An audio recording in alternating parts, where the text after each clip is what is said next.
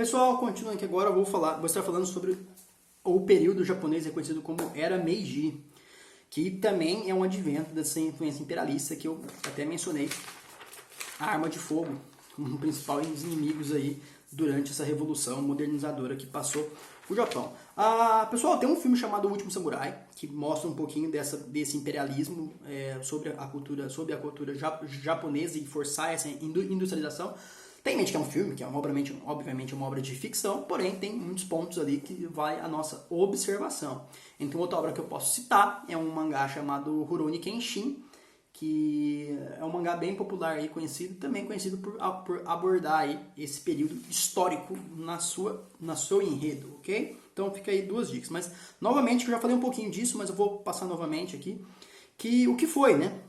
Aí é marcado pelo imperialismo estadunidense, fortemente ali atuando no Japão, que ele obriga, porque pensa, gente, o que acontecia? O Japão tinha um sistema feudal, era uma sociedade 100% feudal e fechada, com as suas fronteiras fechadas, era um país fechado, estava lá. Os estadunidenses chegam lá, forçam uma abertura dessas fronteiras e iniciar um comércio internacional. Então, o que começa a chegar no Japão?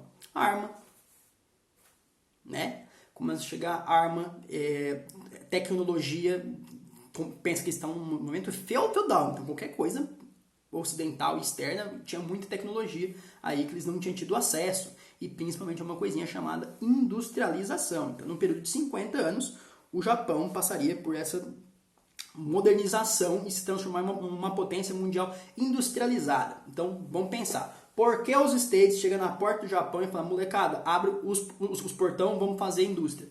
Por quê? Se o Japão, que tinha aqueles recursos, tinha aquela mão de obra, vira uma potência industrializada, o que é? Mais mercado. Mais mercado consumidor, mais influência, mais uma base estratégica, mais recurso, mais grana.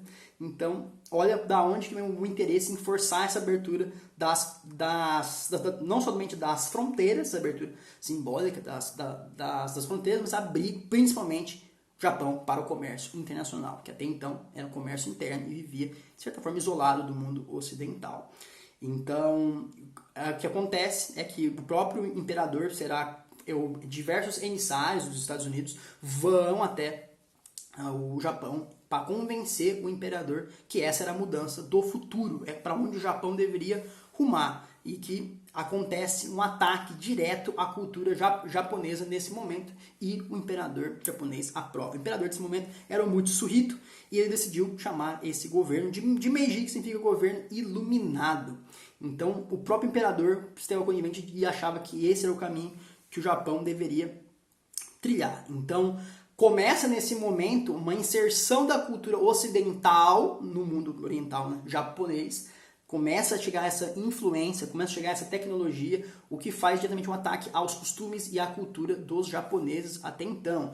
Uma das proibições que vão acontecer aí com esse momento Meiji, esse momento desses 50 anos dessa revolução modernizadora, né, que justamente também foi uma etapa para restaurar essa autoridade imperial, que nesse caso, como era tudo feudal, né, agora organizou em um imperador novamente, que é esse Mutsuhito, que decidiu acatar essas exigências dos Estados Unidos. E o que acontece? Uma das coisas que eles aboliram do uso era esse artefato, que vocês conhecem aí, a katana, que era uma tentativa de desarmamento da população. Mas espera aí, desarmamento até um ponto, porque eles continuavam usando armas. Eles tinham armas, agora inclusive mais do que nunca, né? Metralhador à vontade, eles tinham armas. Então o que significava desarmar a população das suas espadas? Porque isso aqui era muito mais que uma arma para o povo japonês. Isso aqui era um símbolo da cultura deles. Então quando você impede o japonês de usar a espada, você está tirando um fragmento da cultura deles. Você está retirando esse aspecto cultural forte, que não só é a espada, mas o código da espada, o código do samurai. Então, os samurais foram perseguidos e ficaram sem os seus shoguns, né? Sem os seus senhores. Então, seria um samurai sem mestre, um samurai sem seu senhor, ficaram vagando pelo Japão aí, e diversos samurais vão apresentar resistência a essa modernização, inclusive recusando a abandonar a sua espada. Lembrando que esse artefato aqui, para quem talvez não está entendendo, gente, a espada, nesse momento da cultura japonesa, era um artefato sagrado, a ponto de quando você vê nos filmes que o cara vai lá, ele realiza, ele desfere um golpe e ele sujou sua lâmina de sangue, ele joga o sangue no chão, não porque a espada dele tem que estar bonita e tudo mais, é porque é um aspecto sagrado da sua lâmina, ela está imaculada, então é um objeto sagrado. E quando chegam os estadunidenses, os estrangeiros, e priva o povo não só da sua arma, que é muito mais do que um armamento, tenho isso em mente, que eles não têm armas de fogo, por exemplo, mas priva o povo da sua cultura, isso é um baque e um ataque muito grande à cultura japonesa. E todos esses pontos que eu usei a espada para demonstrar para vocês, está presente e estão evidentes nas duas obras que eu citei de recomendação para vocês, ok? É um tema complexo, né? Está citado apenas em um breve espacinho do material de vocês, então tentei complementar ele o máximo possível, tentei trazer o máximo de informação extra, mas não compreende todo o espaço da nossa aula nessa parte, ok? Então vou continuar agora vamos dando continuidade ao nosso raciocínio. Agora vamos estar falando sobre a partilha da África, que se vocês pensarem, as concessões como foram feitas na China de pequenos territórios e ceder justamente espaço para as potências imperialistas, muitos de vocês podem ter lembrado da situação da África, que durante até muito tempo ia ficar sob o domínio do apartheid, em que acontecia a segregação racial do domínio justamente desses colonizadores lá de trás, que ficou até meados da década de 90. Professor, década de 90 tinha um apartheid, sim, até a década de 90, né? Estava terminando o apartheid. Tenha em mente então que essa segregação, as consequências dessa divisão aqui, que acontece entre 1880 até 1914, vai ter impacto até no finalzinho, até no comecinho do século XXI. Então tenha em mente isso. Então quem justamente fez essa partilha da África? As principais potências europeias e notadamente, em grande parte, a Grã-Bretanha e a França. Portanto, brancos. E é daí que vem essa presença do domínio, tanto desse domínio e controle da cultura africana, dessa segregação racial, vem tudo desse momento aqui. Inclusive, um dos grandes problemas dessa divisão que foi feita por esses europeus imperialistas é dividir a África. Na verdade, a África foi dividida e partilhada entre diversas nações. E com qual objetivo? Né? Qual era o objetivo principal, né, de ter feito isso? Que eles tinham necessidades econômicas de países que tinham acabado de se industrializar. Então, o país acabou de ser industrializado. Nós já vimos como foi a política que a Inglaterra adotou. Precisa de recursos, precisa de capital, precisa de mercado. Então, tudo isso influenciou para eles fazerem essa partilha da África e criar diversos mercados com subconsumidores e forçar um mercado num lugar que até ontem, né, não tinha. E outro ponto que vai causar diversos problemas é que essa divisão da África, como foi feito por pessoas que não se importavam com as pessoas que estavam lá, não se importavam com a cultura daquele lugar, não se importavam com aquelas nações, como foi feito por esse perfil de gente, o que acontece?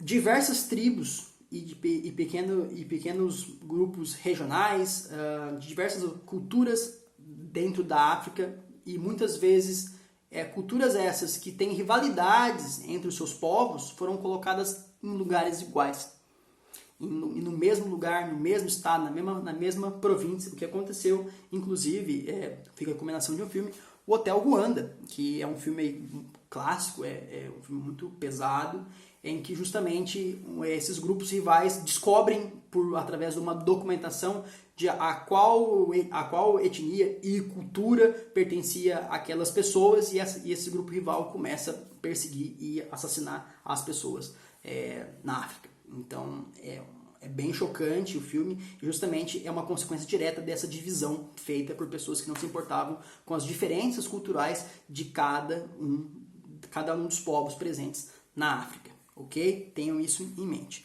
Então, novamente, de onde veio isso? Qual é a necessidade disso? busca de matéria-prima, gente, busca de mercado consumidor, não tem muito o que dizer, e justamente impulsionou que eles fossem conquistar o território africano. Aí por que chama novamente? Chama imperialismo, gente, porque eles têm a postura de um império, eles expandem e conquistam, e é isso, não tem nenhuma definição melhor que isso. Por mais que não seja como era o conceito do Império Romano que nós vimos, não é a mesma coisa, mas os objetivos são os mesmos. É recurso, é expandir território, é conquistar terra.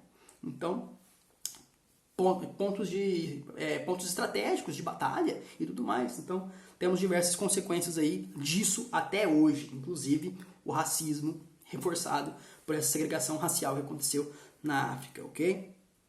Então, agora eu gostaria de deixar algumas explicações de por que, né, que o povo africano teria sucumbido a essa dominação europeia, ok? Aqui na página 11 de vocês tem um quadradinho aqui, uma cor meio rosa, meio salmão, que eu gostaria de ler para vocês.